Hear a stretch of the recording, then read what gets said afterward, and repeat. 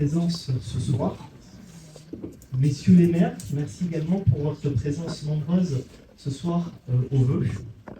Mesdames et messieurs les élus, commandantes, lieutenants, mesdames et messieurs, mes chers amis, je vous remercie d'être présents ce soir aussi nombreux. Je crois qu'il va falloir qu'on arrive à trouver bientôt une salle plus grande pour l'organisation des vœux. Ça sera peut-être l'objectif de la prochaine année. Et ce que je vous propose ce soir, vous avez le droit de dire oui ou oui en fait. Donc, ce que je vais faire, c'est que je vais peut-être avoir un propos en deux parties. Peut-être faire un bilan de l'année 2024, qui, comme vous le savez, était extrêmement chargé sur le plan politique, mais pas que. Mais aussi, je pense, mettre en avant les perspectives pour l'année 2025. C'est toujours bon de se projeter, voir quelle est la vision que je porte pour 2025 et quels seront les projets que je vais développer, que je vais travailler pour le territoire et pour le national. Parce que comme vous le savez, un député, il est certes élu à l'Assemblée nationale, mais tout ce qu'il fait, tout ce qu'il construit, c'est en s'appuyant sur le territoire. J'ai la chance d'avoir, en tant que député, un territoire extrêmement dynamique et d'avoir des rencontres extrêmement enrichissantes. D'abord, revenir sur le contexte politique de 2024. Vous connaissez tous le contexte politique de 2024, principalement l'annonce de la dissolution qui a pu avoir lieu au mois de juin par le président de la République par rapport aux résultats de l'élection européenne. Ce que je retiens de cette dissolution, c'est les mots que j'ai pu avoir avec certaines et certains d'entre vous le soir de l'annonce de la dissolution. Deux mots que j'ai beaucoup entendus, plutôt deux peurs, je dirais. Deux peurs ce soir-là. Le premier, c'était la peur de l'instabilité.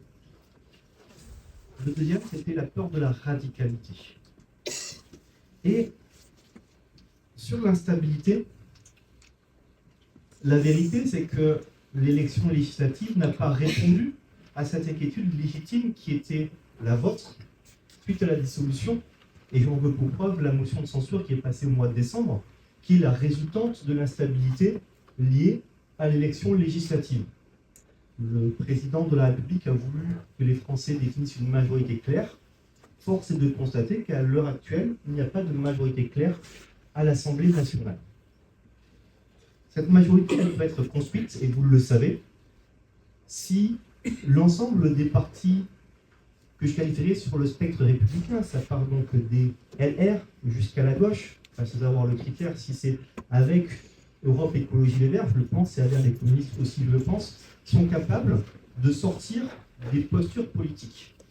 C'est vrai que notre système de la Ve République, vous connaissez parfaitement à l'échelle nationale, c'est soit on est dans la majorité, soit on est dans l'opposition, et il y a rarement des alternatives qui se construisent pour proposer un projet commun.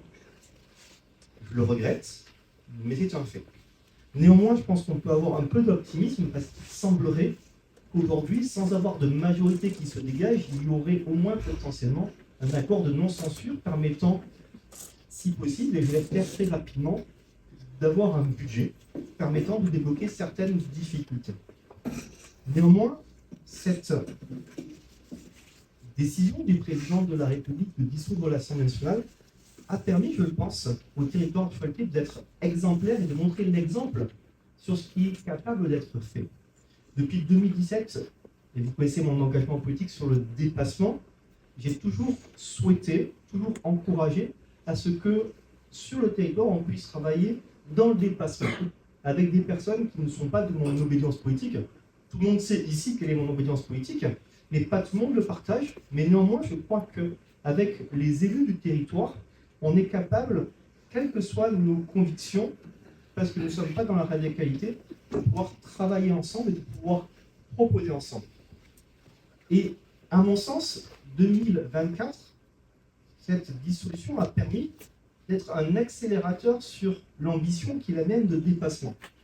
Vous avez tous reçu, je pense, dans vos boîtes aux lettres, des tracts sur lesquels il y avait des soutiens de personnes qui, comme vous le savez, n'ont pas été des macronistes de première heure et n'ont peut-être même pas voté Emmanuel Macron, mais pour lequel on partage par contre les valeurs de la République.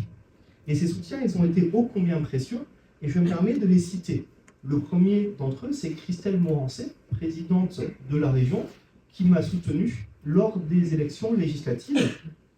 La seconde personne, c'est bien sûr Florence Dabin, présidente de département, qui est élue choultaise, qui a aussi apporté un soutien à ma candidature.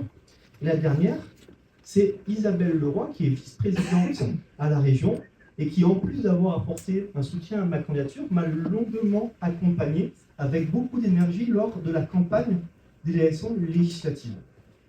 Et mon premier mot, il sera donc pour elle, pour la remercier du soutien qu'elle a pu m'apporter, de l'aide qu'elle a apporté, et aussi de l'honneur qu'elle m'a fait de rejoindre mon équipe, parce que c'est une chance pas pour moi finalement, mais pour le territoire, que les élus s'accordent pour travailler ensemble. Et donc, merci Isabelle de m'accompagner depuis plusieurs mois pour le territoire, parce que c'est en travaillant ensemble qu'on arrivera à apporter les meilleures réponses possibles pour le Choletais et pour notre pays.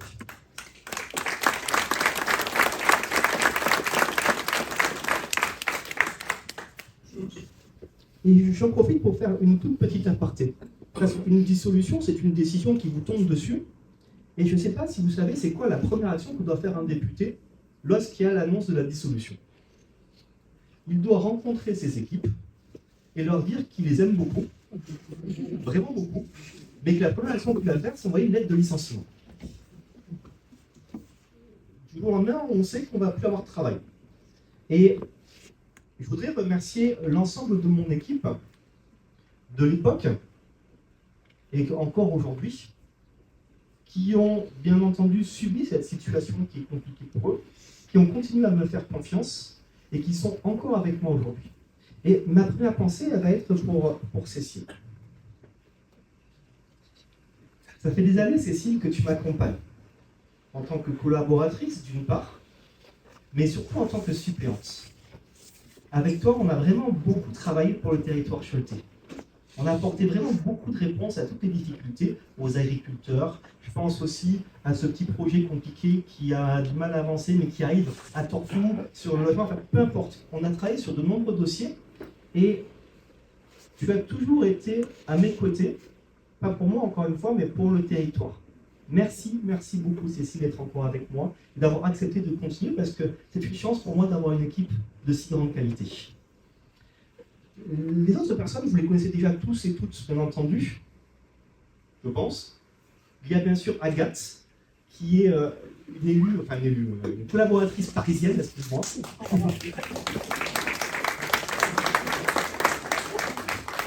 Elle répond à tous les mails que je reçois, et c'est elle qui gère tout l'agenda, tous les dossiers, mais également toutes les visites.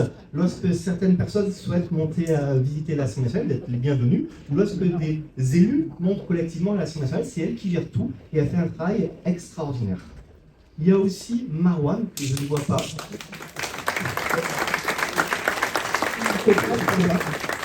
Qui me reçoit tous les jours à la permanence, et j'en profite. Il y a toujours du café à la permanence. Vous avez un truc à dire, vous venez, et du chocolat, vous venez quand vous pouvez, on vous reçoit, on discute avec vous, on entend ce que vous avez à nous dire, et je pense que c'est extrêmement important de pouvoir continuer à vous entendre, et puis aussi on essaye, si jamais vous avez des difficultés, à essayer de vous apporter des réponses. Et la dernière personne, par contre, qui vient de rejoindre l'équipe, il y a 4 mois maintenant, c'est Arthur, qui est au fond, qui est lui aussi sur Paris. Et c'est lui qui écrit la newsletter, par exemple, que vous recevez toutes les semaines. Et ceux qui ne reçoivent pas la newsletter, n'hésitez pas à le lui dire pour la recevoir.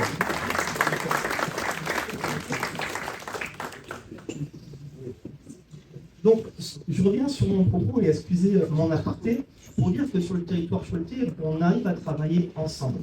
Je dirais même plus que c'est la force de notre département, celui du Maine-et-Loire. Le Maine-et-Loire, c'est un département où lorsqu'il y a des difficultés, quelles que soient nos couleurs politiques, et d'ailleurs on est d'ailleurs des couleurs politiques ou pas, même on peut être apolitique, tous les élus, presque, tous les élus, sauf un, sont capables de travailler ensemble. Et ça, c'est une force pour notre territoire. Et je pense qu'il est existentiel qu'on puisse porter cette valeur-là du territoire au national. Et donc, quelque part, c'est l'engagement que j'ai pris lors des élections législatives, mais c'est l'engagement que je continue à porter avec vous. C'est celui de continuer à travailler pour le dépassement des clivages. Je n'ai aucun problème à travailler avec le Parti socialiste, avec les Républicains, tant que le sujet, ce n'est pas les prochaines échéances électorales, tant que le sujet, c'est quel est l'avenir de notre pays. Et je crois que nous devons tous collectivement sortir, je parle des élus bien entendu, pas des citoyens, tous sortir de cette course à la prochaine échéance électorale pour se focaliser sur ce qui est important pour vous, pour la France. Et ça sera le sens de mon combat, de mon engagement en 2025.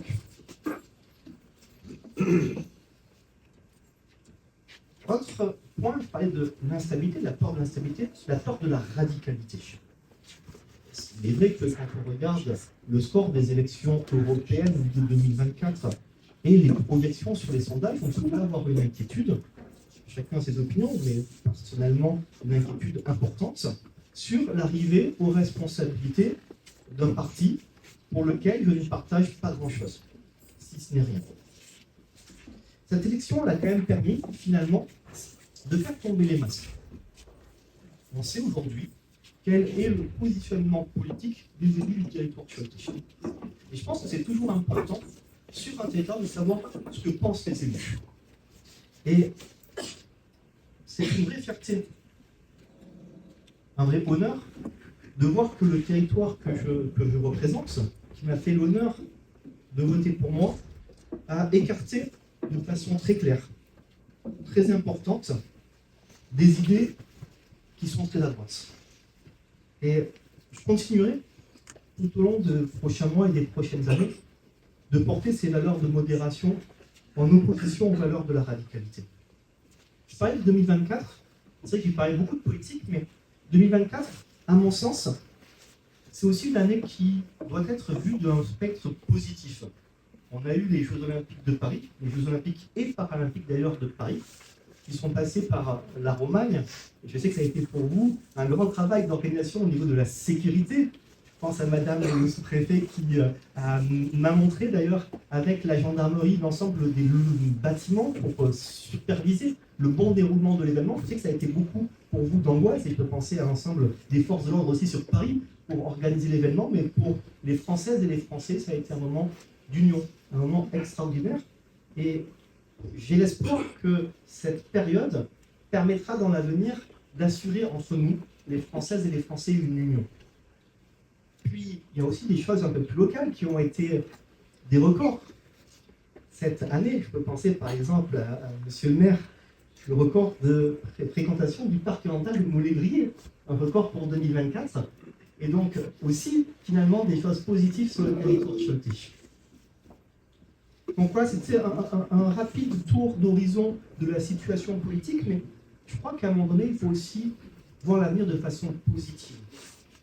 Si on commence à dire que l'avenir est moins bien, alors c'est notre économie qui se trouvera en difficulté. Alors, c'est les relations entre nous qui seront en difficulté. Je pense qu'il appartient aussi à chacun et à chacune d'entre nous, à un moment donné, d'être positif sur la manière dont on a à travailler ensemble. Les Jeux Olympiques l'ont bien montré. La France est un grand pays, capable de rayonner de par le monde. Et si la France est un grand pays, c'est parce qu'il y a beaucoup de Françaises et de Français à l'intérieur qui portent de belles valeurs. Comme vous le savez, le travail des députés, il est vraiment décomposé en deux parties. Il y a bien entendu un il a un travail qui est important à l'Assemblée nationale, et ce travail à l'Assemblée nationale, il n'a que peu de poids, que peu d'importance, s'il n'est pas capable d'être construit avec les acteurs du territoire. Et clairement, l'ensemble des propositions, des propos, des textes et des amendements que je porte à Paris, ils sont construits avec les échanges que j'ai avec vous, parce que c'est grâce aux rencontres que je peux avoir avec vous que je suis capable de proposer, à mon sens, les meilleures réponses. Qu'est-ce que je fais à l'Assemblée nationale? Parce que comme vous le savez, que la dissolution, c'est une nouvelle législature et de nouvelles responsabilités. Finalement, il n'y a pas grand-chose qui a changé pour moi entre la 16e législature et la 17e législature. Je suis toujours à la commission des finances et je suis toujours en charge des budgets de la culture. Quand je dis la culture, c'est le financement du cinéma, de la musique, mais c'est également le financement de la presse. Dire également que, en complément des budgets qui étaient les miens, j'ai eu un budget complémentaire qui a été rajouté, celui de l'audiovisuel public. L'audiovisuel public, c'est finalement France Télévisions, France Info, France Inter, mais également Arte. En gros, le budget sur lequel je travaille est le budget pour lequel je donne la position de l'Assemblée nationale, c'est 4,6 milliards d'euros. J'aimerais, parce que là on donne des grands chiffres, mais qu'est-ce que c'est pour notre territoire? Il y a eu un sujet, par exemple, sur le budget qui est le FSER. Ça y est, là, vous me dites, il commence à parler comme des gars dans l'administration. Donc, le FSER, c'est le Fonds de soutien à l'expression radiophonique. En gros, c'est l'accompagnement financier des radios associatives sur le territoire national. Environ 700 radios à l'échelle nationale, et dans le département, c'est 6 radios. Celle qui, par exemple, est présente sur le Choletais, c'est RCF. RCF a aujourd'hui un financement important de l'État, et Bercy, dans sa volonté juste, à mon sens, de réduire les dépenses, avait prévu de supprimer de façon très importante l'accompagnement de ce soutien financier qui représente plus de 50% des frais de fonctionnement des radios associatives. Et donc, avec le soutien de très nombreux députés de tous bords, on s'est battu pour que, certes, on continue à faire des économies, mais qu'elles ne soient pas uniquement fléchées sur les radios associatives pour qu'elles puissent continuer à se projeter dans l'avenir. Et donc ça, c'est à mon sens, une victoire, c'est celle de permettre d'avoir permis de revenir sur une décision de Bercy dans le but de pouvoir continuer à avoir RCF sur le territoire choletais. Néanmoins, vous savez, il va falloir qu'on fasse des économies, et quand j'ai proposé de revenir sur la décision du FSER, j'étais obligé d'ailleurs d'apporter d'autres économies. Je pense que c'est toujours important de savoir que quand on fait des propositions financières, d'évolution budgétaire, c'est toujours au détriment de notre projet, et je voulais plutôt un lissage. Qu'est-ce que j'ai pu aussi voter en 2024? Je crois que 2024 sera certainement, pour moi, l'année du vote, peut-être, je ne sais pas si je peux dire le plus important, mais le plus marquant depuis 2017. Oui, en 2024, j'ai voté pour modifier la Constitution. Une première, je ne l'avais jamais fait. Et ce vote, c'est l'inscription de l'IVG dans la Constitution. Est-ce que ce droit a été mis en risque à l'échelle nationale? Je ne pense pas. Est-ce que ce droit est mis en risque à l'échelle mondiale dans beaucoup de pays? C'est une réalité. Est-ce que mettre l'IVG dans la Constitution évitera que demain ça puisse être revu? En vrai, la réponse est non. Est-ce que ça rendra beaucoup plus compliqué de revenir sur l'autorisation de l'IVG et donc des femmes de faire ce qu'elles veulent de leur corps? La réponse est oui. Et je ne vous cache pas que, en tant qu'élu choletais, finalement, qui vous ai représenté toutes et tous pour ce vote-là, ça sera peut-être le vote sur lequel je suis le plus fier, et peut-être que sur le vote sur lequel je serai le plus fier de toute ma carrière politique. C'était, à mon sens, pour moi, un vote extrêmement important, tant sur la protection que sur le message politique qu'on fait passer. J'ai bien envie aussi de vous parler d'industrie. Quand on est élu à Cholet, si on ne parle pas d'industrie, c'est qu'il y a un sujet. Vous le savez, encore aujourd'hui, on a pu le voir avec la manifestation des salariés de Michelin. Cholet, sans être un territoire sinistré, il y a beaucoup d'entreprises et d'industries sur le territoire, et je pense qu'il faut aussi mettre en avant, a subi un traumatisme par l'annonce de la fermeture du site Michelin. Et je parle de traumatisme parce que Cholet ne serait pas Cholet si Michelin ne s'était pas installé ici à 55 ans. Et je le dis, je ne serai pas de ceux qui vont critiquer Michelin sur tout ce qu'ils ont fait à Cholet depuis plusieurs décennies. Je me rappelle de cette discussion avec un représentant des entreprises qui disait « Attention, le Michelin d'aujourd'hui n'est certainement pas le Michelin d'avant ». Et Michelin a accompagné le développement du tissu industriel sur le Choletais. Néanmoins, dès mon élection du mois de juillet, l'une des premières actions que j'ai faites, c'est d'envoyer un courrier à Michelin pour demander de les rencontrer. Parce que tout le monde a des personnes aujourd'hui qui travaillent chez Michelin, tout le monde connaît la situation de Michelin. Et j'entendais, comme vous tous, j'imagine, des inquiétudes. Et j'ai eu l'occasion, au mois de septembre, de rencontrer une représentante de Michelin. Je n'avais qu'avec que 2 questions. La première question que j'ai posée, c'est, s'il vous plaît, dites-moi quelle est l'évolution du volume de production ici à Michelin Cholet, et quel est l'équivalent dans les autres usines qui produisent les mêmes pneumatiques. On utilise, Michelin dirait enveloppe, mais je préfère le mot pneumatique.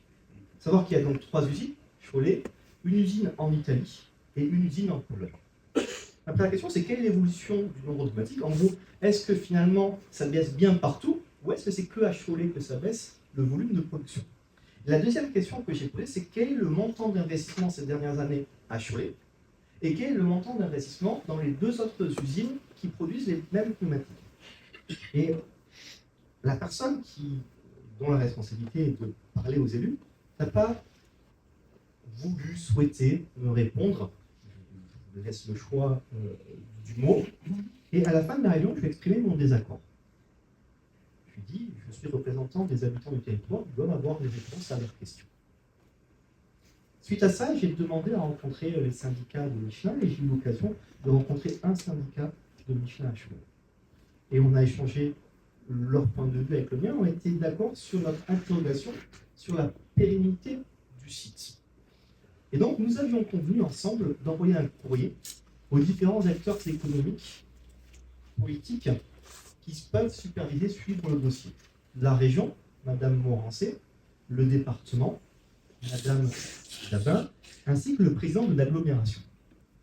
Et j'ai écrit le courrier, excusez-moi, mes équipes ont écrit le courrier, et ont été prêts à l'envoyer au moment où j'ai reçu un coup de téléphone du ministre de l'Industrie, m'annonçant, c'était donc un lundi soir, que le lendemain allait être annoncée la fermeture du site de Michelin à Cholet.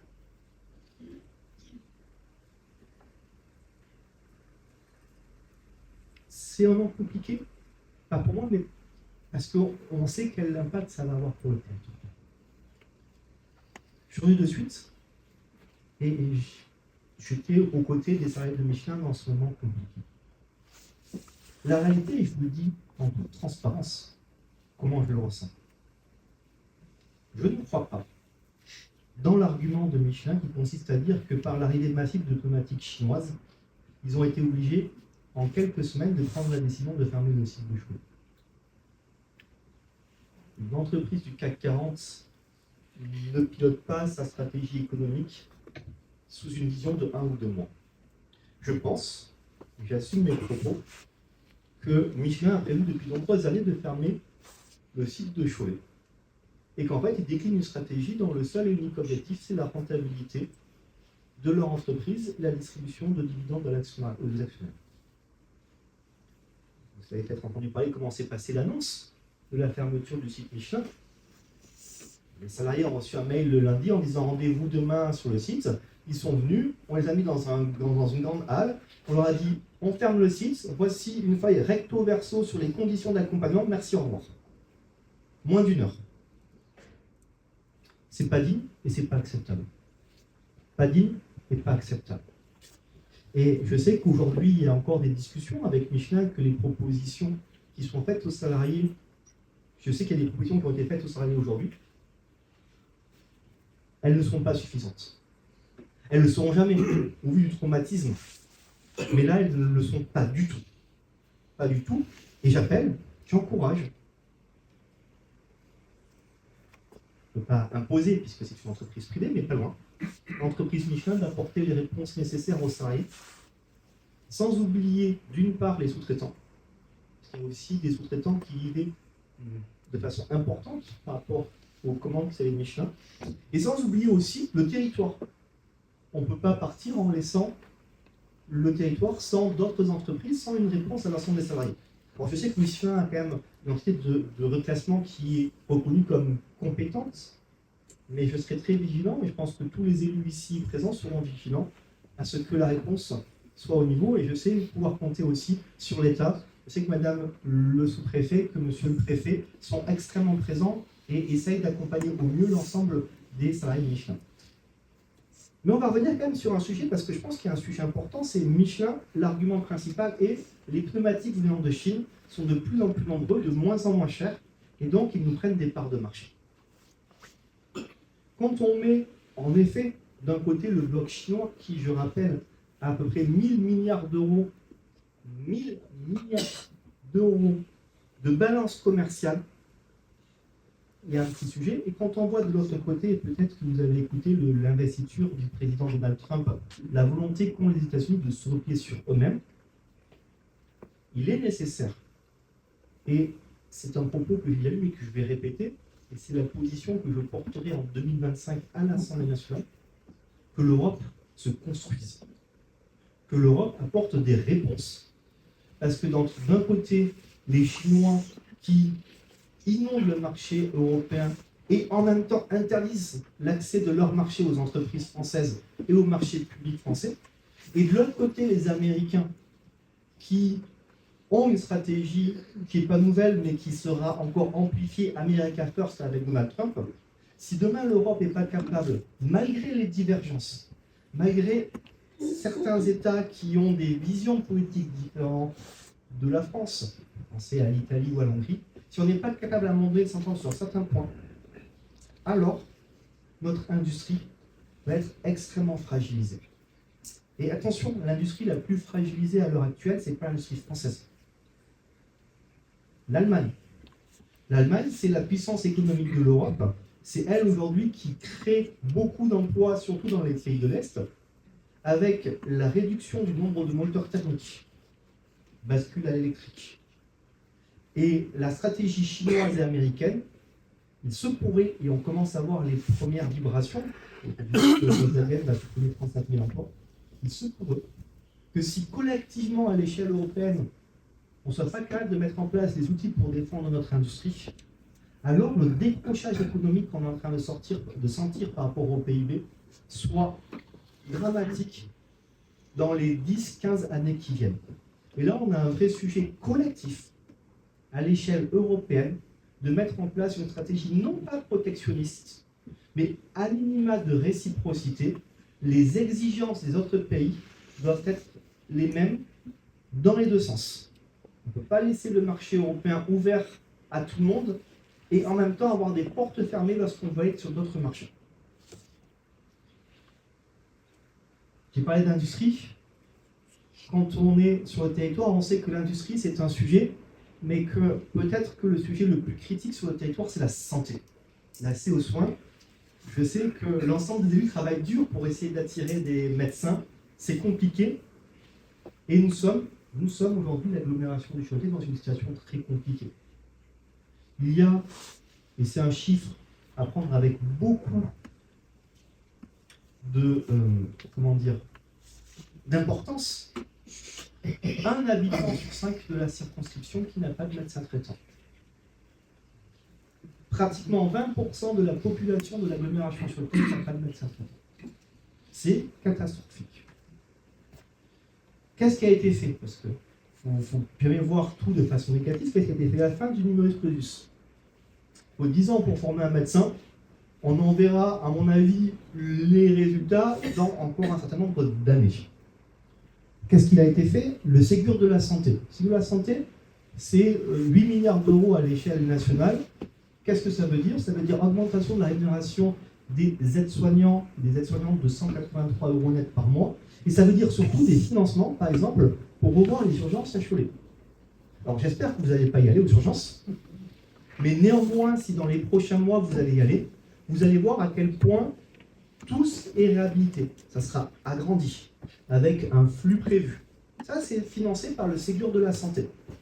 C'est plusieurs millions d'euros de vos impôts. Ce n'est pas l'argent de l'État, hein. C'est toujours les impôts des Françaises et des Français qui sont fléchés pour remettre à niveau les urgences à Cholet. Et il y aura aussi dans les prochaines années, et c'est prévu par le Ségur de la santé, des financements pour la psychiatrie. Néanmoins, on va se le dire, ça ne suffit pas. Ça ne suffit pas. Il va y avoir un texte qui va arriver dans les prochaines semaines à l'Assemblée nationale. C'est une proposition de loi d'un député, le député Garot, vous connaissez peut-être, qui est de Laval, qui vise à apporter un certain nombre de réponses pour les territoires les plus défavorisés sur l'accès aux soins. Une des propositions qu'il fait, c'est l'installation obligatoire des médecins sur le territoire. Cette proposition de loi, elle est transpartisane, c'est-à-dire que tous les groupes politiques, à l'exception du Rassemblement, pouvaient, s'ils le souhaitaient, ou pas signer. Moi, j'ai fait le choix de ne pas la signer. Non pas que je suis d'accord ou pas d'accord, je considère que sur un sujet ô combien important tel que celui-ci, c'est pas Denis Masseglia qui doit donner son opinion, c'est le député de la 5e circonscription de Maine-et-Loire. Et donc, dans les prochains jours, les prochaines semaines, je ferai le tour de l'ensemble des acteurs de la santé sur le territoire, mais également des personnes qui ont besoin d'avoir accès à la santé, c'est-à-dire les usagers, pour construire des positions sur l'ensemble des articles du texte de loi, ainsi que des amendements. Comme toujours, le travail qui est le mien, et j'ai pu le faire, je sais que certains d'entre vous, je le vois ici, étaient présents à la séminaire sur les travaux de la loi fin de vie, où on avait abordé le texte ensemble et construit des amendements ensemble. Mais là, ça va être pareil. Je vais mettre le texte sur la table, et puis on va regarder. Les médecins généralistes vont donner leur opinion. Les usagers vont donner leur opinion. Chacun donnera son opinion. Et après, j'en ferai la synthèse, et je vous remontrerai les propositions, les positions du territoire à l'échelle nationale. Mais oui, aujourd'hui c'est un sujet ô combien important, nous devons y apporter des réponses. Je rappelle ce chiffre. Une personne sur 5 dans l'agglomération du Choletais qui n'a pas de médecin traitant. Je ne vais pas être trop long, mais c'est encore 3 points, ne vous inquiétez pas. Un petit sujet que je voulais aborder rapidement, mais qui, à mon sens, est important, c'est le financement des collectivités territoriales. Vous savez, les collectivités territoriales, ce sont les maires, les élus, qui, au quotidien, s'engagent avec le temps qu'ils ont, parce que bien souvent, ils ont un métier à côté en plus, et c'est difficile. Et si vous me le permettez, j'aimerais qu'on prenne quand même quelques secondes pour les remercier, pour les applaudir, parce que ce qu'ils font au quotidien est ô combien important pour le vivre ensemble dans nos communes. C'est eux, les élus les plus proches de nous au quotidien.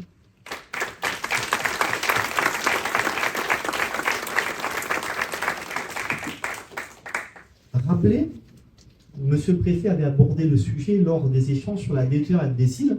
C'est tant qu'il n'y a pas de budget, il n'y a pas la possibilité de débloquer les fonds de DETR Décile. Ça n'empêche pas de pouvoir commencer à travailler, continuer, mais il va falloir qu'on trouve un budget parce que sinon, tant qu'on n'a pas voté, vous allez avoir des prévisions de financement, mais tant que ce n'est pas voté, comme ce sont des crédits discrétionnaires, excusez-moi, je prends le langage technique, les crédits discrétionnaires ne peuvent être distribués que si le PLR est adopté.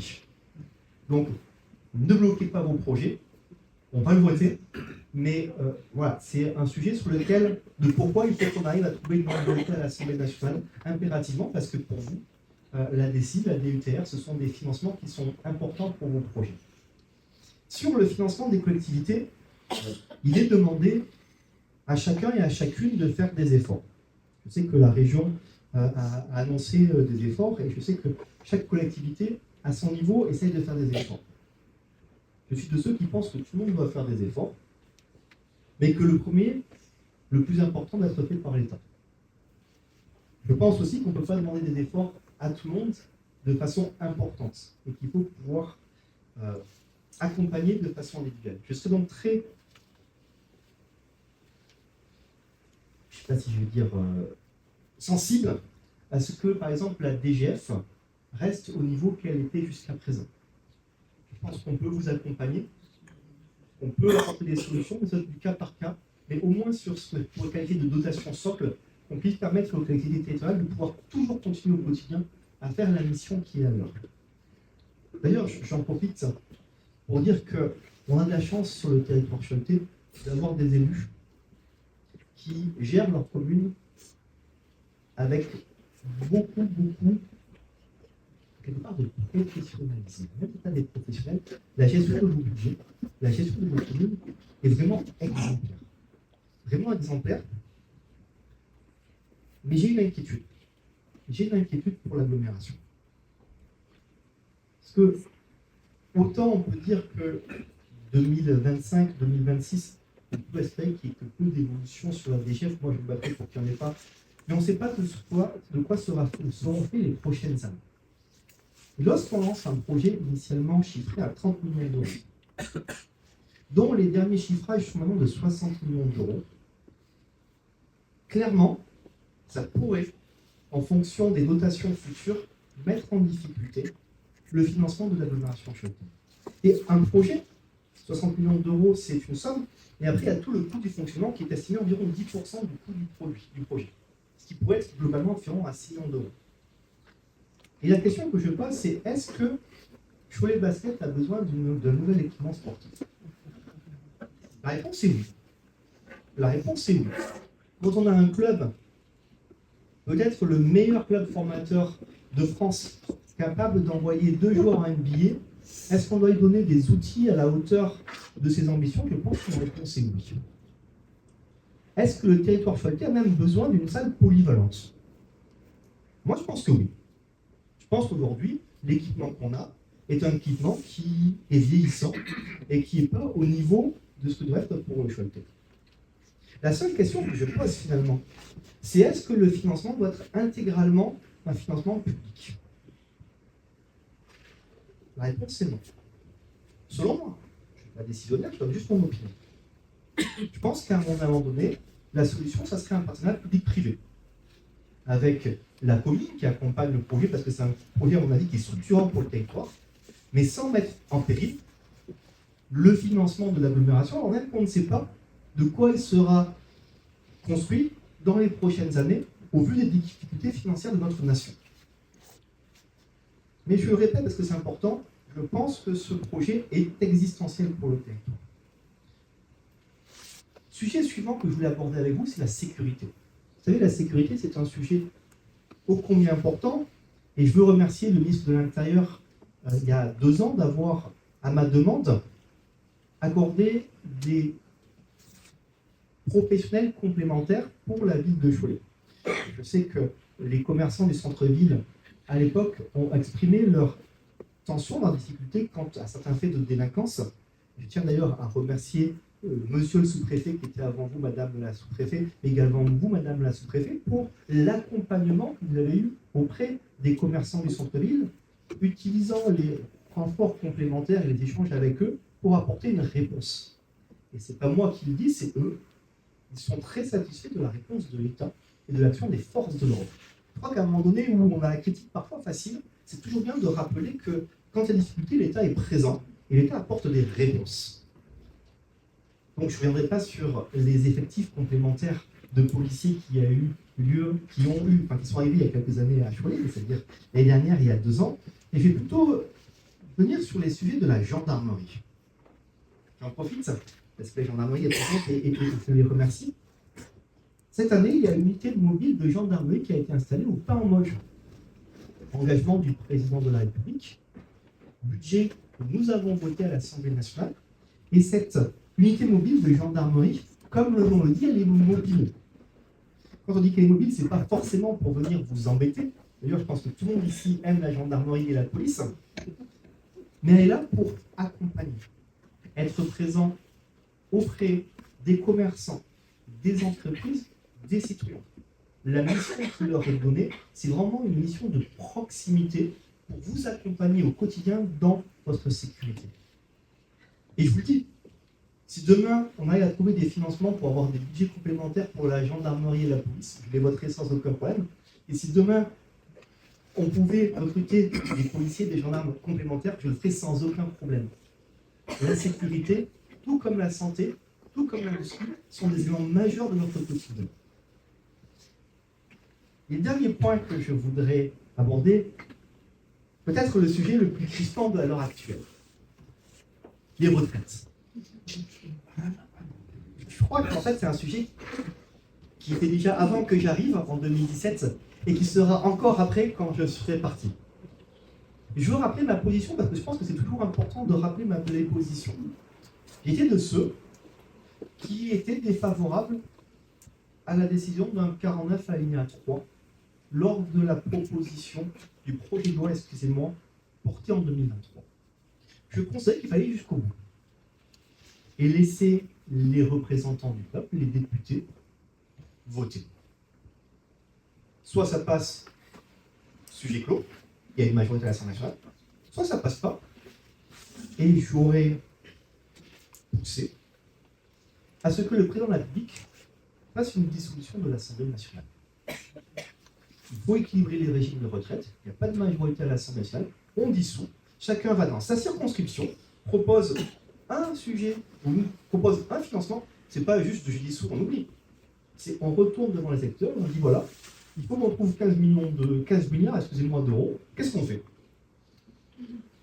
On propose aux Français et aux Françaises nos idées, ils votent. Espérons qu'il y ait une majorité, on met en vote. Ça n'a pas été le choix du président de la République. Je suis député, il est président. J'accepte bien entendu la décision. Ce sujet, il revient. Le Premier ministre François Bayrou,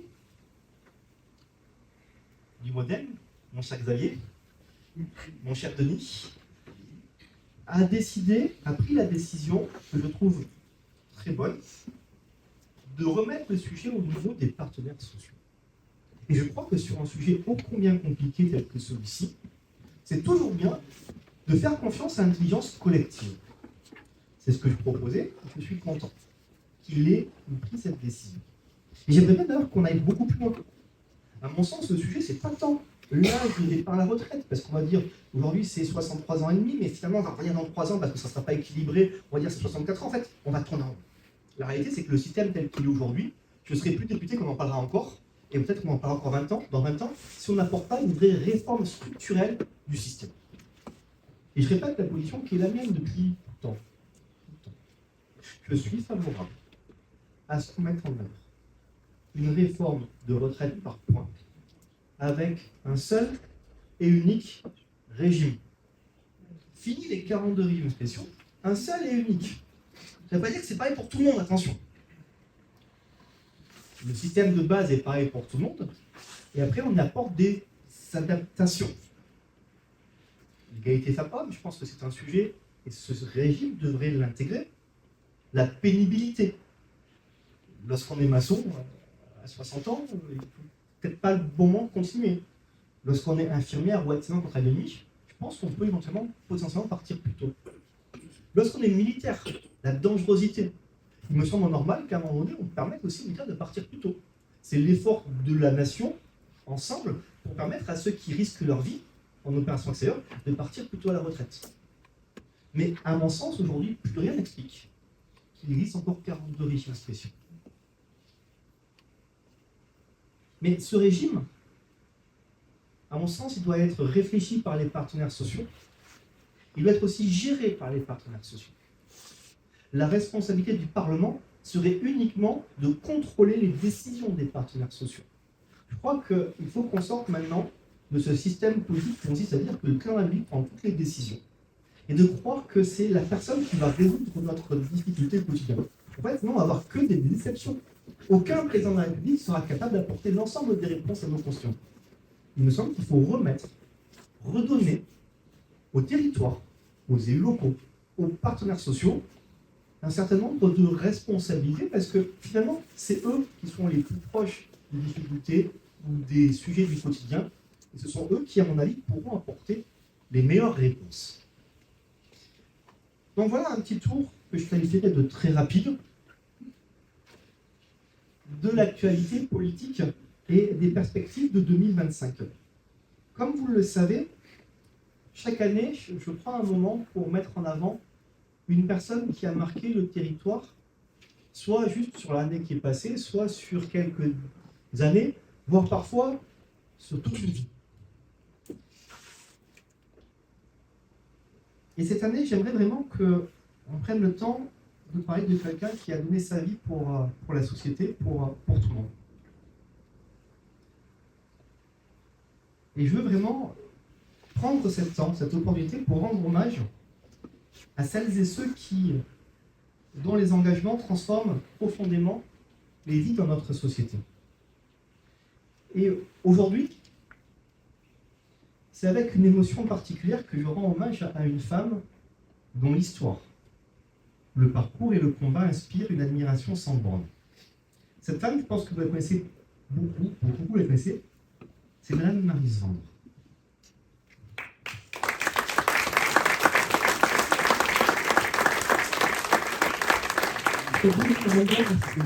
Peut-être me rejoindre Madame Vendre si vous êtes d'accord.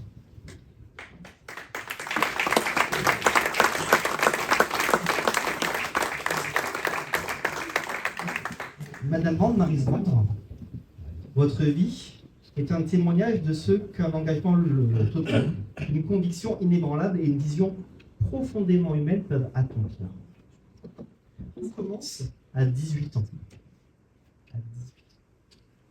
Lorsque vous devenez institutrice, il y a d'autres instituteurs dans le coin, une vocation qui très vite s'enrichit d'une mission plus complexe et exigeante, celle de travailler avec des enfants en difficulté. À 23 ans, vous rejoignez un hôpital pour enfants à Bordeaux. Vous êtes d'ailleurs confronté à une classe de garçons déficients intellectuels. Avec tact, respect et efficacité, vous instaurez un environnement propice à l'apprentissage et posez surtout les bases d'une pédagogie nouvelle. C'est là sans doute que s'est forgée votre conviction que l'apprentissage doit être actif, qu'il ne s'impose pas, mais se construit, en impliquant pleinement l'apprenant. Cette idée révolutionnaire à l'époque, qui a fait son chemin depuis, a guidé toute votre vie et a ouvert la voie à des modèles éducatifs et professionnels novateurs. On dit de vous que vous ne renoncez à rien. Et c'est une vérité profonde. Elle traverse tout votre parcours, bien dans vos qualités de bulldozer. Vous dites moins, mais vous faites tout autant. Une femme tenace, capable de surmonter les obstacles par la force de sa volonté, de votre volonté. Mais ce qui fait toute votre grandeur, c'est que cette détermination s'est avec le temps alliée à une sagesse rare. Vous avez compris qu'il ne servait à rien d'imposer et que la véritable force est dans la capacité à convaincre, à écouter, à rassembler. Dans les années 1960, vous intégrez un établissement fondé par Maurice Vendre, père d'un enfant atteint de trisomie, avec pour objectif de donner un avenir à des enfants en situation de handicap cognitif. Vous y développez des programmes pédagogiques novateurs, convaincus que chaque enfant, quelle que soit sa situation, mérite une chance de progresser et de s'épanouir. Cette approche est révolutionnaire et vous amène même à engager en 1974 une grève de la faim pour la défendre. Bravo pour votre courage. Un geste fort à la hauteur de votre détermination. Ce travail a jeté les bases de ce que deviendra la Fondation Amipi, Bernard Vendre, reconnue aujourd'hui comme une référence dans l'insertion professionnelle des personnes porteuses de handicap cognitif. Avec 7 usines dans le Grand Ouest, dont une à Cholet, la Fondation emploie actuellement 830 salariés, dont 680 sont porteurs d'un handicap cognitif. Je ne sais pas parce que c'est important. 680 personnes que l'association accompagne et qui sont porteurs d'un handicap cognitif. Ces usines apprenantes offrent bien plus qu'un emploi. Elles permettent à chaque salarié de développer ses capacités psychogestuelles grâce au travail manuel et à l'apprentissage minutieux. La vie vous unit à Maurice Vendre et ensemble, vous faites de l'insertion professionnelle des personnes en situation de handicap cognitif une priorité. Maurice, avec son expertise industrielle, et vous, avec votre génie pédagogique, formez un duo d'exception, bâtissant les bases d'un modèle unique, basé sur l'idée que l'industrie peut être un formidable levier d'inclusion et de progression individuelle. Votre engagement repose sur une philosophie forte, la conviction que chaque individu, quelle que soit sa condition, mérite une chance d'exprimer son potentiel. Vous avez incarné et incarnez toujours cet altruisme qui ne se contente pas de donner, mais qui construit et transmet. Vous n'avez pas seulement formé des personnes en situation de handicap, vous avez aussi transmis votre flamme à d'autres et vous restez impliqué dans le comité scientifique de la Fondation. Votre message est clair. Il ne faut jamais perdre l'âme de la Fondation, ni renoncer à l'idée que l'avenir des personnes en situation de handicap passe par le milieu ordinaire. Madame Vendre, votre histoire personnelle est un exemple de résilience et de générosité. Vous êtes entrée dans ce combat en tant qu'éducatrice et vous êtes restée toute votre vie, non pas par obligation, mais par vocation. Vous avez prouvé que l'amour pour l'autre, lorsqu'il est porté par la volonté et le courage, peut changer le cours des choses. Aujourd'hui, en vous remettant cette médaille de l'Assemblée nationale, nous honorons la vie de service, votre vie au service, de conviction et de transmission. Nous honorons une femme qui a refusé d'accepter les limites que la société imposait aux personnes en situation de handicap. Votre combat continue d'éclairer notre territoire et bien au-delà. Il nous rappelle que l'inclusion n'est pas une option, mais une exigence. Le travail n'est pas un droit, mais une clé à la dignité. Et que la solidarité, lorsqu'elle est portée par des femmes et des hommes comme vous, est la plus grande force d'une société. Maryse Vendre, au nom de notre circonscription, au nom des habitants de la circonscription, au nom de l'Assemblée nationale et au nom de toutes les personnes, je vous remercie. Merci pour ce que vous avez accompli, pour ce que vous continuez de défendre et pour l'amélioration que vous offrez à chacun et à chacune d'entre nous. Recevez cette médaille comme le symbole de notre reconnaissance, notre profonde admiration.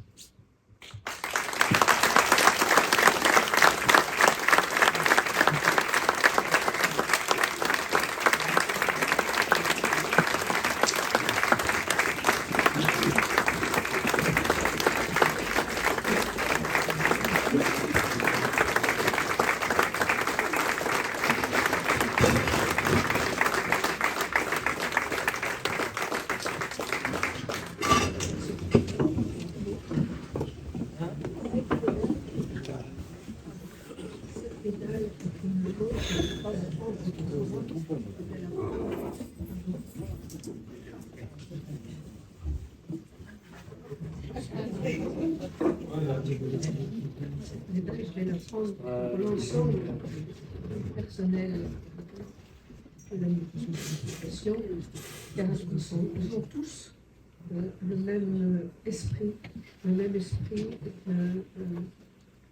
on nous parlait beaucoup de handicap. Tout à l'heure, c'est vrai, on est dans ce milieu, mais quand on est dans une usine, on oublie le handicap. On est là pour leur faire oublier le handicap. D'abord, la première chose, c'est leur donner confiance et qu'ils aient confiance en eux. Ça, c'est la première chose, c'est l'élément essentiel pour qu'ils puissent progresser. Et effectivement, on a découvert depuis longtemps, maintenant, que le travail manuel était très intéressant pour développer le cerveau. Mon mari, dès 1960, avait eu l'intuition, personne ne parlait à l'époque, du développement du cerveau par le manuel. Et ça, il disait, finalement, quand il y a des difficultés de circulation au niveau du cerveau, on a peut-être des moyens de trouver un moyen de trouver quelque chose pour détourner l'obstacle et faire en sorte qu'une guérison se produise. Et effectivement, on a fait progresser de nombreux enfants. D'abord, le fils de mon mari, qui était un exemple estimant, en ce sens qu'à 6 ans, quand il était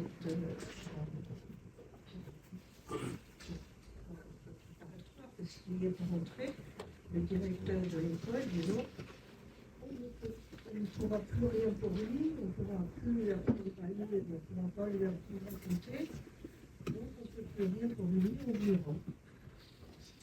Et il m'a payé sa première épouse, on a construit leur gamin, et ils ont eu l'idée de créer un établissement parce qu'en 1960, il n'y avait rien de construit, véritablement, les enfants qui avaient ce type de difficultés, des difficultés orthographes, ils allaient en hôpital psychiatrique ou dans ce qu'on appelle les asiles. Et de la donc, effectivement, Edna Bernard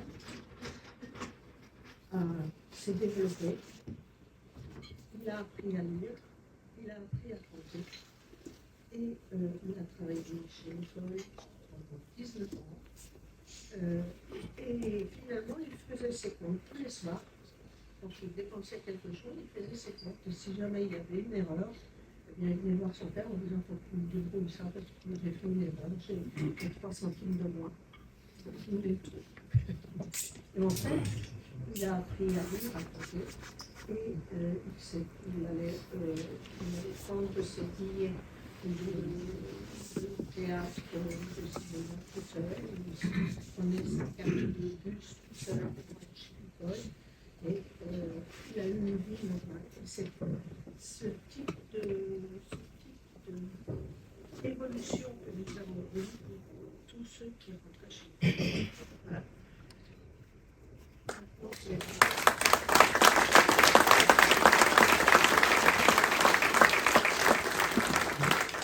Je suis quand même très émue et que quand M.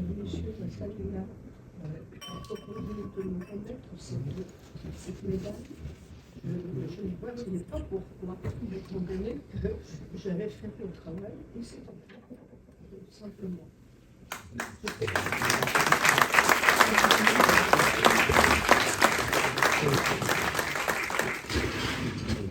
J'ai donné à M.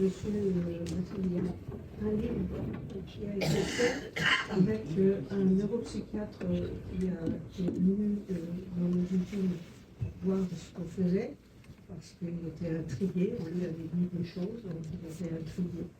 Il est venu voir et le premier jour où il est venu dans notre usine du Mans. Et le soir, en rentrant sur Paris, il a dit à notre président actuel, qui est M. Jean-Marc Richard, et il a dit, Jean-Marc, je ne peux pas me taire. Je ne peux pas me taire après ce que j'ai vu aujourd'hui. Je vais écrire. Donc, il a fait un livre. J'ai participé pour une petite partie. Le président Jean-Marc Richard y a participé également. C'est un livre qui décrit notre action, qui est la vue d'un neuropsychiatre sur notre travail. C'est pas la vue d'un pédagogue, c'est la vue d'un neuropsychiatre, mais qui relate bien l'évolution des personnes. Et ça, c'est très important, puisque lui a pris avec les médicaments qui nous prennent les uns et les autres, dont nous le savons bien, puisque quand une personne nous arrive, on n'a pas leur dossier médical, donc on ne sait pas. Mais lui, en tant que médecin, les interroger les uns les autres, et il nous a dit à la fin, c'est incroyable, chez moi, dans mon hôpital psychiatrique, ce serait des légumes. Chez lui, ils travaillent et ils aiment travailler, ils aiment leur travail. Donc voilà, c'est le résumé qu'il y a dans ce livre. J'en ai laissé une dizaine. S'il y en a qui sont intéressés, vous les prenez, je vous les donne. Ah bah, ok.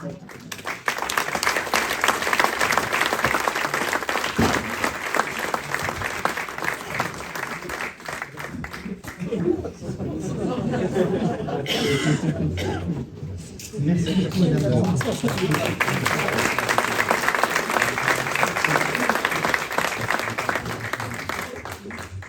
Je remercie madame la sous-préfète qui fait partie de notre conseil d'administration, puisque dans notre conseil d'administration, il y a un collège pour les ministères. Donc, vous êtes chez nous et vous nous soutenez grandement. Merci beaucoup.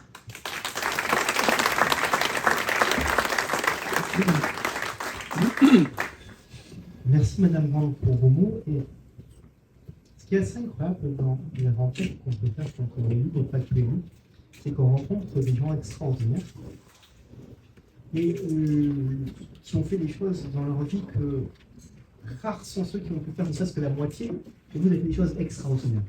Et le trait de caractère que je vois dans toutes ces personnes-là, c'est leur modestie. C'est incroyable la modestie qui est la vôtre, que vous avez su garder, malgré tout ce que vous avez fait au quotidien pour notre société. Vraiment, je vous remercie pour les mots, mais l'honneur, il est pour nous, il est pour moi de vous remettre cette médaille, parce que ce que vous avez fait, je reprends le chiffre, hein, c'est 680 porteurs de handicap cognitif qui sont accompagnés quotidiennement. C'est juste extraordinaire ce que vous avez fait avec votre mari, avec toutes ces personnes qui travaillent avec vous. Et voilà, c'est nous, enfin, c'est moi, c'est nous qui sommes vraiment à vous remercier pour l'engagement de votre vie, parce que j'imagine que ça fait des années que vous vous levez que pour travailler, pour apporter des réponses. Et donc, c'est nous qui sommes chanceux, c'est moi qui suis chanceux ce soir de vous rendre cette médaille au nom des habitants de la circonscription. Et j'espère qu'on aura dans l'avenir beaucoup de Madame Vendre. Et s'il y avait beaucoup de Madame Vendre, ce que je peux vous dire, c'est que la société, elle serait bien. On pourrait avoir beaucoup moins de tensions. Merci.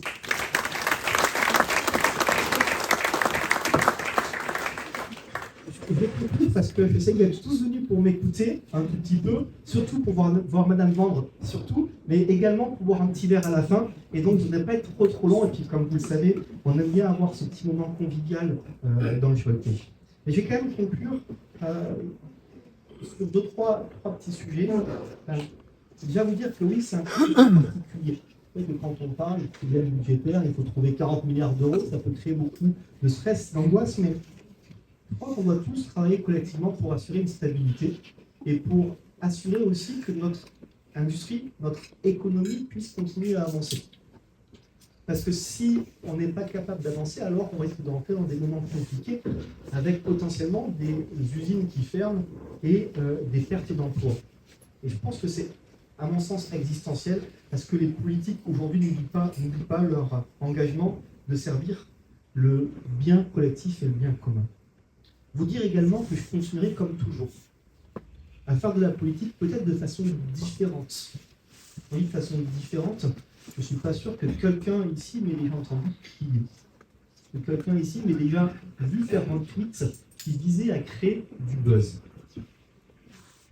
Je crois qu'un politique, on le juge non pas sur ses phrases ni sur ses frasques, mais sur l'efficacité du travail qu'il mène. Est-ce que mon travail est efficace? Je laisserai chacun libre de l'analyse qu'il a. Néanmoins, mon travail n'est pas passé inaperçu. Et c'est dans ce cadre-là que j'ai été contacté fin de semaine dernière par Gabriel Attal, ancien Premier ministre, qui m'a demandé de rejoindre le bureau exécutif de Renaissance. C'est-à-dire que depuis lundi, je fais partie du bureau exécutif avec clairement le message que j'ai fait passer de la tête, ok, je veux bien venir, mais de la politique pour les Françaises et les Français, non pas de la politique pour les prochaines échéances électorales. Et ça sera toujours le sens de mon engagement. Pas de heurts, pas de bruit, de l'efficacité et de la disponibilité. Et la disponibilité, pour moi, c'est un point qui est ô combien important, et je conclurai par là. Si vous voulez venir visiter l'Assemblée nationale, on est à votre disposition. Si vous voulez venir parler de vos difficultés, vous savez où est la permanence, il y a une machine à café, on prend un moment, on discute avec moi. Quand je suis là, malheureusement pas suffisamment souvent parce que je suis trop souvent à Paris, mais avec M. Ménal. Lorsque vous avez des difficultés pour l'entreprise, quelle que soit la taille, on parlait de Michelin, mais il y a aussi des très petites entreprises sur le territoire qui ont parfois besoin d'un accompagnement, non pas parce qu'elles vont mal. Vous pensez à cette entreprise qui avait un petit sujet, pas grand-chose, sur un vêtement de sécurité, ils ne savaient pas comment il fallait faire le logo par rapport à la norme. Et le député a contacté une center, on a répondu à la réponse, ils ont pu lancer la production. Le député, il est à votre disposition pour tous les sujets du quotidien. Et puis d'ailleurs, vous le savez, j'ai la chance d'avoir Madame le sous-préfet, d'avoir des services d'État qui répondent de façon extrêmement rapide aux questions que je porte. Et vraiment à votre disposition.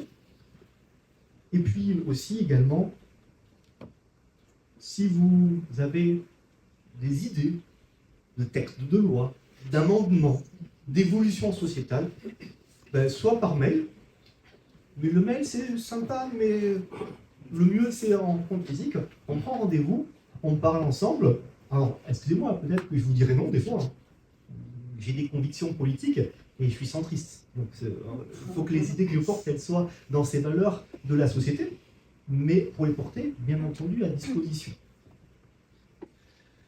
Je ne vais pas être plus long. Je vous remercie vraiment à toutes et à tous pour votre présence importante en termes de nombre ce soir et importante pour moi, de savoir que vous êtes là, que vous soutenez, que vous apportez de l'importance au travail que fait le député. Et je vous propose de se retrouver autour d'un verre pour discuter. Et puis n'hésitez pas, je vous refais la publicité, à aller chercher le livre de Madame Vendre et éventuellement, même ne serait-ce que de discuter avec elle, je suis sûr qu'elle sera intéressée pour vous présenter ce qu'elle a fait tout au long de sa vie. Merci, à cette émission.